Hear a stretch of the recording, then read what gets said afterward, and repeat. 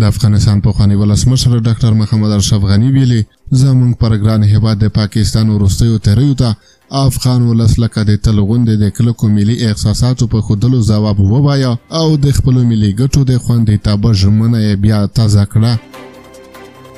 ښاغلی محمد اشرف غني وړاندې لیکي ژوندي ملتونه بې ځنډه او پرله پسې په خپلو ملي ګټو او ملي اهدافو غور کوي ځکه پوهیږي چې نه تلپاتې دوست لري او نه تلپاتې دښمن. نړیوالو تجربو ښودلې چې یوازې د خپلو ملي احساساتو سپېڅلتیا منل او د نورو احساساتو ته سپک کتل غمجنې پایلې لري او د ملي اهدافو په ټاکلې کې دا یو مهم اصل دی. پخوانی ولسمشر اشرف غني ویلي د ډیورن فرضي کرښه تر پاکستان ډیره مشره او پخوانۍ ده او د برټانوي استعمار میراث دی.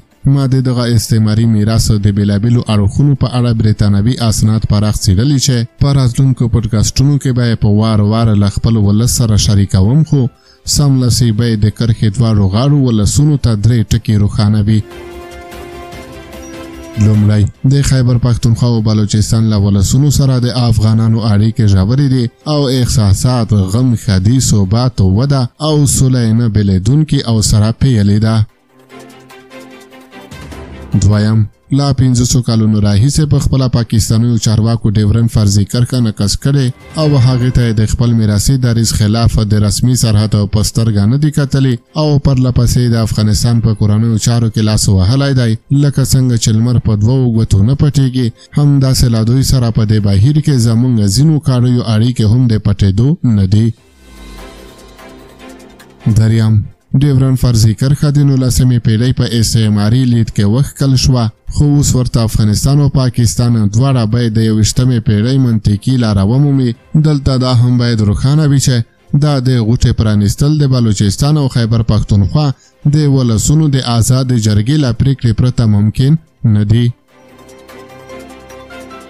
ښاغلی ولسمشر اشرف غني زیاتوي په دې کې شک نشته چې زموږ ولس اوس له ستونزو سره مخ دی. خلک کار غواړي ځوانان د راتلونکي ښه ژوندانه لارې او امکانات لټوي خو په تکرار وایم چې زموږ لوږه ازلي نه ده او ابدي به هم نه وي.